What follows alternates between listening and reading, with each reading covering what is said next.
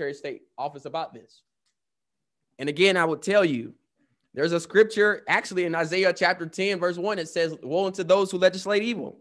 And I'm afraid that this particular provision is the most evil of it all. To convince volunteers that are committed to the democratic process, that are not partisan in nature, that what they're doing is illegal. And so I would challenge that provision. And lastly, as I close, it saddens me that we have not heard directly from the Secretary of State himself.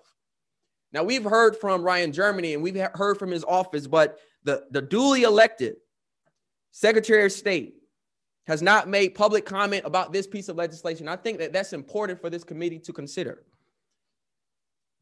Voter confidence is improved through community engagement and education, not through barriers and decreased access to the voting booth. Eliminating Sunday voting and one day on Saturday is a direct message to Black voters here in the state of Georgia, as well as the Black church in our historic Souls to the Polls campaign that we've seen numbers of communities organized and mobilized to show up and show out to vote. That lets us know that our faith in this democratic process is not considered during this hearing, nor this committee's deliberations. We recognize that this body desires uniformity, but this bill still would allow counties to voluntarily extend polling hours from 7 to 7, from 9 to 5. This General Assembly's attack on the Black vote has been going on for years.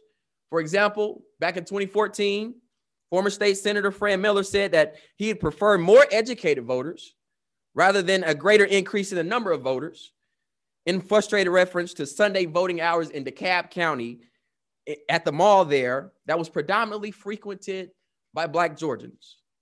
And so, Mr. Chairman, we stand in direct opposition to this legislation because we believe that the right to vote is the most sacred right of it all.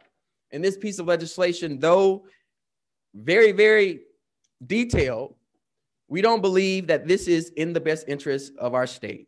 And with that, I'll yield for questions, or if not, I'll stop.